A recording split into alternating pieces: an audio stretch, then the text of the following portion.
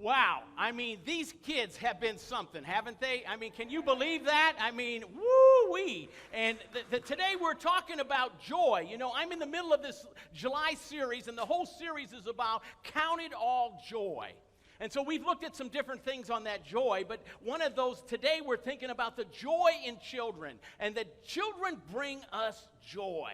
Now, you know, for 39 years, this is the 39th year we've been doing the garden program, Cultivating Young Minds. And the amazing thing is, and many of you know that many of these children that were in the garden, like Chelsea, look at this. Can you believe I used to be able to hold Chelsea in my arms, you know? She was a little garden kid up here back in the day. And Angela and almost every one of the leaders here were little children there. And they've grown up in their faith in Jesus Christ and in the Lord. And now they're the leaders. And as Chelsea has done that. I mean, kids are something. I mean, Ann and I have 3 kids. Most of you know that. And these children have done so much for us. Children have taught us so much. As Randy was teaching us, children are our teachers. And if we want to be great in the kingdom, we want to be like a child. I'll never forget one day when Angela, our daughter, came home. And she came home from school. She was in kindergarten. And she's riding the bus. And she rides the bus. And she would get off at Pederisky. And so one day when she came home, she came into the house. And we're having dinner. And she just happened to tell us at dinner, just kind of nonchalantly, you know what, turn my mic down just a tad. Because I'm whispering. And thank you, because I might get a little too excited here when I talk about children. But anyway, thanks, perfect. So anyway, Angela, when she comes home, we're having dinner, and she says to us at the dinner table, she says, today a little girl on the bus slapped me. And I said, oh, boy, don't slap my daughter. Don't be looking at... And so we started talking about it. And in our family, when our kids were growing up, we did not describe people by the color of their skin. We found other ways to describe who people were. But Angela, I said, tell me a little bit about this girl. She says she was black like me. Now, y'all saw Angela up here, all right? So Angela's not black, but, you know, and Ann and I, we didn't correct her. We didn't say, girl, you're not black. We just talked to her. And so all of a sudden, Angela, we listened to her, and then about a week or two later, I happened to be over at school. She was going to, at that time it was called Andrew Jackson. And so I said, honey, I'm going to stay here, and I'm going to ride the bus home with Angela. And I said, Angela, I'm going to ride the bus home with you. She said, Daddy, don't do that, you know, because I know what you're going to do. She just knew me. She said, you're going to talk to that little... I said, I promise I won't. And when she gets on the bus, just point her out to me. And so, Angela and I are there, and all these cute little African-American girls are pumping up on that bus. They're pigtails, and they're just, you know how these little children are, like we looked at today. They're just so beautiful. And I'm waiting for her to tell me, it's this one, this one. And then all of a sudden, a little girl comes up on the bus, and she didn't look the way I thought. She said, Dad. She poked me. Dad, that's her. Now, the interesting thing was, she's black like Angela, all right? Now, this little girl was not black. And this little girl was not white. This little girl was a Mexican-American girl, all right? Now, Angela, in her mind, as a little 5-year-old kindergartner, everybody in the world was black. And it just depended on what kind of shade you had, all right? Light shade, medium shade, whatever. Angela's a little darker skinned than some of y'all white folk here, and yet not quite as dark as some of the black folk here. And so she was black like Angela. I mean, the children taught us so much that we were all a part of one human race. Another time it was a late one night, we had been at church, all of our family was there, and the phone rings, and this is back in the day when you had landlines, and I said, hello, and they said, yes, listen, Coach, somebody's over at the church, they need to talk to you, and I said, okay, well, put them on the phone. They come on the phone, and they start talking. They said, you know what, my car broke down, and I can't get home, and I need $15 to get it fixed. Y'all heard that story before, I think, you know. But I need $15 to get my car fixed. And I said to the man, I said, you know, who's going to fix your car this time of day? He said, oh, I think I can find somebody. I said, I don't think so. It's 10 o'clock at night. And I said, not only that, I don't have $15, but come to the church tomorrow. I'll help you out, and I'll help you get your car fixed. And just as I'm hanging up the phone, I see our son Andrew right behind me. Andrew was in his little Chicago Bulls pajamas. And he had just had a birthday, and he had gotten some money from his birthday. And so with that money, he was trying to think of what to do. And he had in his hand $15. He heard me say to this man on the phone, I don't have $15, which was true. I didn't have $15 cash. But Andrew went into his drawer, and he found $15. And he said, Dad, I want you to help that man. And I said, Andrew, and I took the $15 from him. If he comes to church tomorrow, I will use your $15. Children, that heart that Randy was talking about, we can learn so much from our children. I remember another time with Ann was sitting in the living room reading, and she's reading a story to our youngest, Austin. And she's reading a story about Martin Luther King Jr. And there happened to be a picture in there of some Ku Klux Klan people with their sheets and pillowcases over their heads. And Austin, that was scary to Austin. He's probably about 3 or 4 years old. And he says to Ann, I remember, I'm just listening over on the side, and he said, now, who are these scary-looking people? And Ann, and just the way you have to use your language to just help children age appropriately, and she just simply said, those are people who are often very, very violent and mean to black people. Austin thought for a moment. He said, well, then Angela and Dad had better look out. Now, in our family, I'm a little darker. I'm darker than some of you, all right? I'm a dark-skinned white person, all right? And but look at Ann, she's a light-skinned white person, all right? So Austin, again, in his little mind, you see, we corrupt our children so much. If we will just listen to our children and begin to see what they have for us, we will know that things are different. And so the joy, we count it all joy in what we do. Our kids are going to be back in about 20 minutes. We're not going to be long, but we wanted them to have a taste of what happens at Kingdom Kids every Sunday morning here at Lawndale.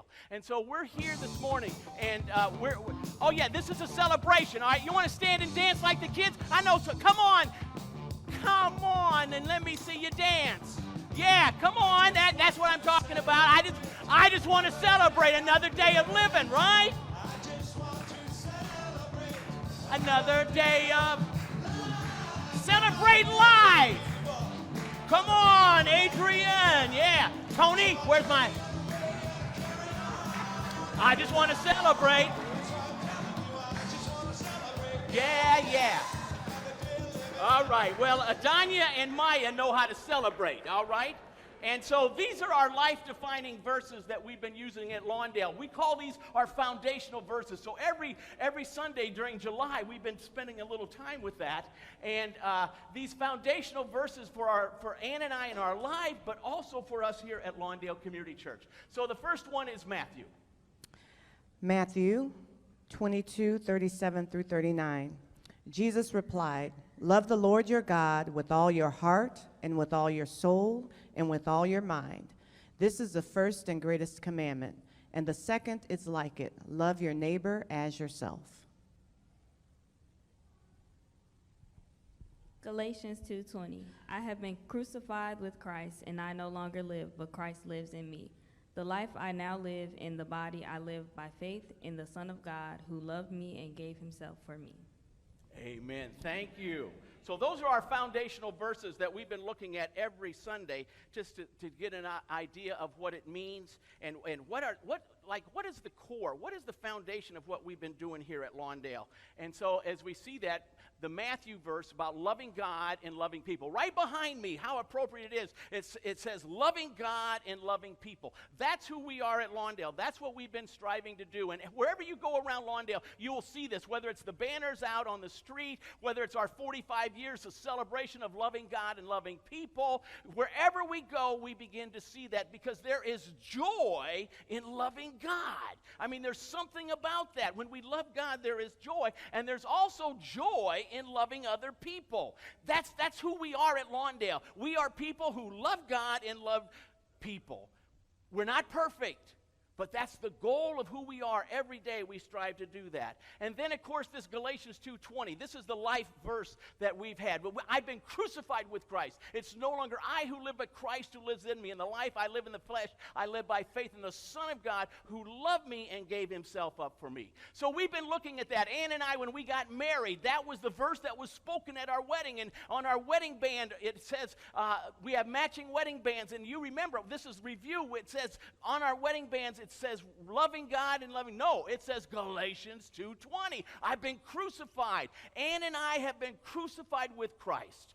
This is John Westbrook. He's the one that gave me this verse. When I first committed my life to Jesus Christ, he signed my Bible, and he signed it Galatians 2:20, the first African American to play in the Southwest Football Conference. John Perkins, my mentor, my best friend, whenever he signs his name, he signs it Galatians 2:20, because this is so important for us. Now, this happens to be my office, and if you look in my office, you'll notice there, when you look up there, it says loving God and loving people. When I sit in my chair and I read, I stare. When I look up, I see loving God and loving people. It's important for us to remember that. When I'm sitting at my desk, I look to my right. This is what I see when I look to my right, but if you look up close, this is the verse, Galatians 2:20.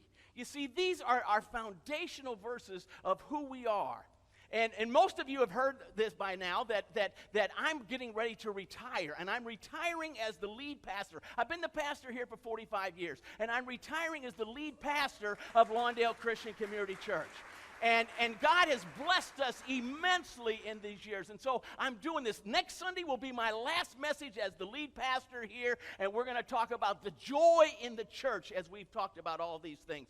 But you know what's amazing is that God has not left us empty, because for the last 2.5 years, Jonathan and Michelle Brooks have been here with us. Jonathan has been my co-pastor for the last 2 years, and I'm telling you, Jonathan and Michelle got it going on, all right? And you are going to love them if you haven't gotten to know them yet. God, it's a seamless move and a seamless thing that's going to happen, and we are so excited about it, that Ann and I are, as we move forward. But now there's joy in children.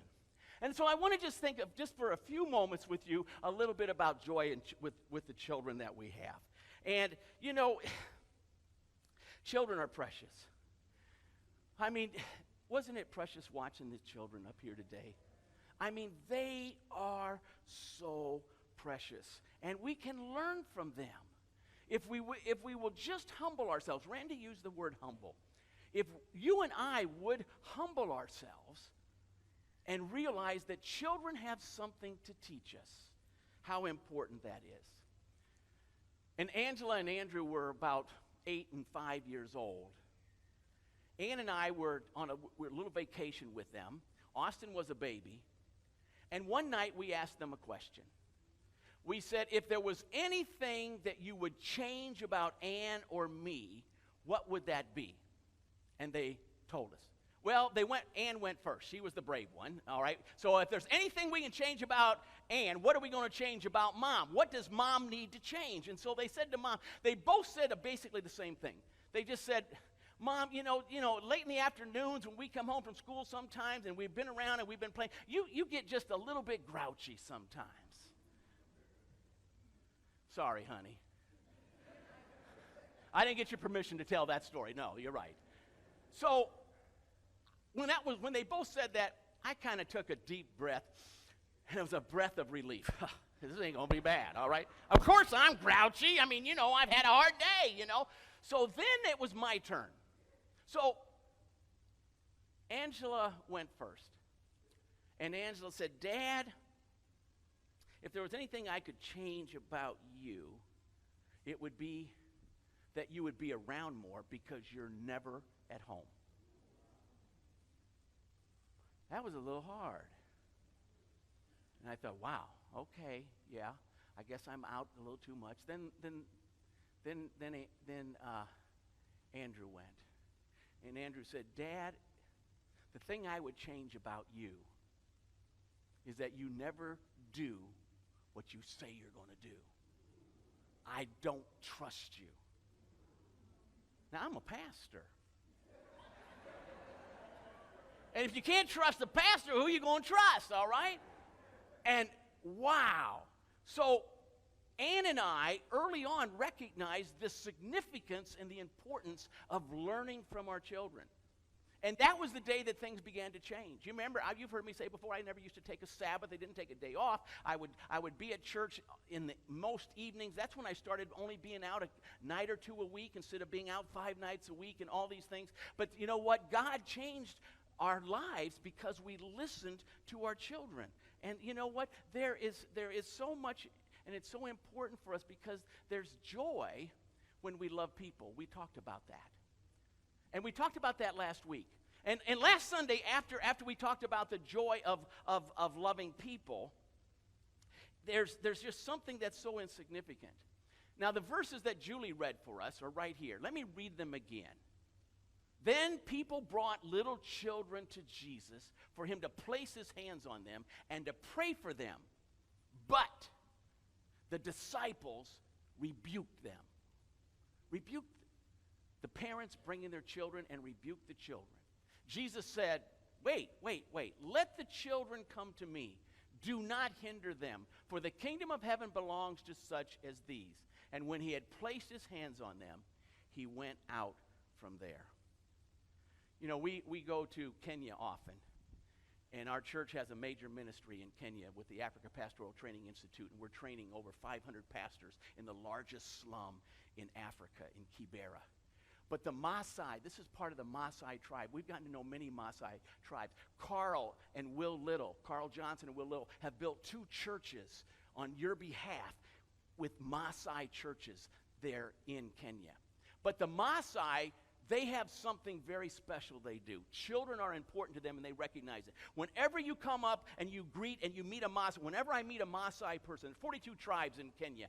Maasai is one of them. And whenever you meet somebody from the Maasai tribe, the first question they ask you, they don't say, hey, coach, what's going on? You know, they don't say, how are things in Chicago? How are the Chicago Bears doing or the Bulls? They don't ask you that. They look at you and they say, coach, how are the children?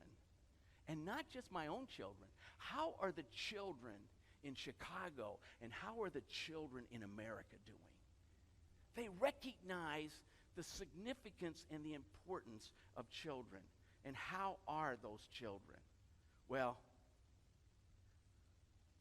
we realize that children are often, the mantra of America is kind of children are to be seen and not heard. We know that. We know that that's often stated, but we know also that that's not right. Intuitively, you know that's not right, but that doesn't mean we always live our lives like that. We've all been to places where children are a little bit of a bother, they're too noisy or whatever the case is, and so we're telling them, be quiet, be quiet, be quiet, be quiet. But look, Jesus didn't do that. Jesus said, let the children come to me. He rebuked the disciples, not the children. He rebuked the adults and not the children. He said, let the children come to me. If we treat our children like that, life will be different. Now, many of you in Chicago know the name Jeff Ford. He's a notorious gang leader from the south side of Chicago. He's in a federal penitentiary right now. But Jawanza Kunjufu interviewed him and asked him a question. He says, why is it that in the gangs you always are able to get young people to join the gangs? And Jeff Ford said to them, we'll always get the young people because we know how to make them feel important. How important are we making the children here in our own community? How are we doing? I'll tell you somebody, Chelsea right here. Now, Chelsea she used to be in the garden, and then she was a little high school helper, and then a college teacher, and now a director of the program. But you know what impresses me? Anytime I could this summer, I would stand at the door when people were coming and bringing the kids and when people were leaving. You know what impressed me? Chelsea knows the name of every one of your children, and every day when they came in, she called them by name. You know, I was amazed when she would have that microphone. You know, when you come and pick up your kids, the kids are all over in the Agape Chapel, and Chelsea's there, and she's got her list, and you sign them out because we want your children are precious. We don't want somebody to take your child that shouldn't be taking them home. And so every time you're walking down, I see Chelsea. Chelsea doesn't wait for you to tell him your child's name. All right, Boo Boo and Kiki, come on out. All right. You know, she just knows who everybody is. She's calling their names, and almost before you can sign your name, your kids are there because she knows how to make the kids feel important. You see, that's what we've got to do. We've got to help our children feel important. Jesus loves, and I use the word little. There's a song, Jesus loves the little children of the world, but it was in this text, it said, the little children. Jesus loves the little children of the world. He loves everybody, but he has a particular love for children, and he loves the children of the world. Now, what we can learn from this text is there's just three. Randy had 3 points. I'm going to give you 3 points too. Jesus shows the children that they're important. You see, actions, speak louder than words. Y'all know that, right? So we might say, oh, I love the children, but my own children didn't realize that. Dad said, Angela said, Dad, if you really loved me, you would be home. I told a story about you. I told about you being black, you know, that little girl being black like you on the bus too, Angela. All right.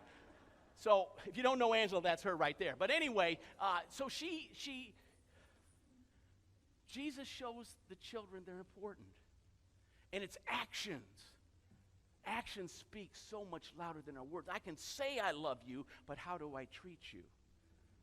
So the first one is very simple. He touches them. Man, children are to be touched. But now, I know we got these weird people, and we've got some bad people who touch children in bad places. And, you know, never touch any child, anytime, anywhere where they wear underwear. It's just, never do that. But parents, touch your children.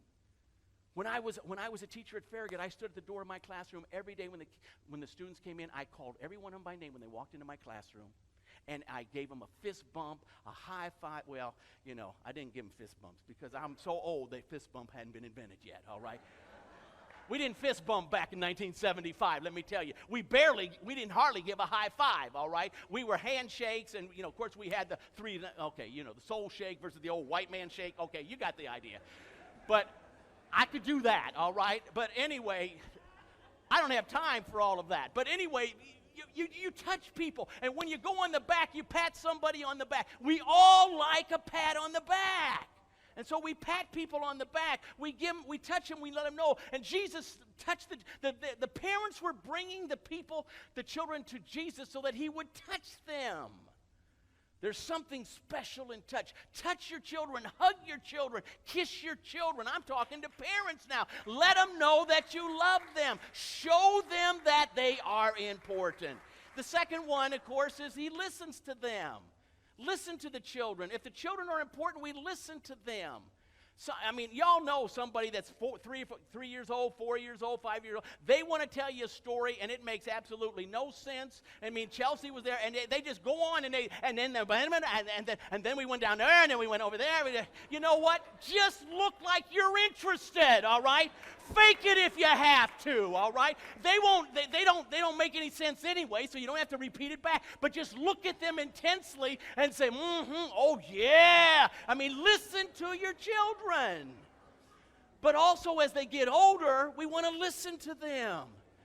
Ann and I listening to our children changed the way we parented. Your children might know better of how to parent them than you know if you would just listen to them. But we need to listen. And Jesus said, listen to the children. If you want to be great in the kingdom, be like a child. Listen to them. And then lastly, we see praise for them. They wanted Jesus to pray for them. They wanted Jesus just to be there and to pray for them. You know, we have a family in our church, a couple boys, and they were up on 26th Street this week. And last week, our whole message was about the joy in loving people, the joy in loving our neighbor. And we also look. By the way, we have a book over there that if you're new here, we want you to pick up a book free on the way out. It's called Who is My Neighbor? About loving our neighbor. Just pick one up from where Sheila and Geraldine are back there and Julie on the way out. We'd love to give you a gift for being here, parents. And so we're thankful that you've let us have your children for the summer. And we just want to say thank you in a small way. But this family was up there because we had been talking about it. And so it was fresh on their minds. And there was a man begging for money. We all see that. It was just asking for some money. And the mother says, you know what, I don't have any cash. You know, most of us don't carry cash. Everything is plastic these days, all right? Or just your phone, you know. You got your Apple Pay, boom, you know, you just touch your phone to it. And so you don't have money. Most of us don't carry any cash. So they didn't have any money. And so Tiffany just said to the person, I'm sorry, you know, I don't have any money. Well, then there's a young man who was up here singing. His name is Elias. Elias said, Mom, we have a jar of money in the car. Let's give it to the man. Let's give it to the man. There is joy. And they gave all the money in that jar to that man. That man was overwhelmed that a little boy out of the mouth of babes. You want to be great in the kingdom of God? Be like Elias. If you want to be great in the kingdom of God, be like one of the little children. There's children that's there, and we listen to them.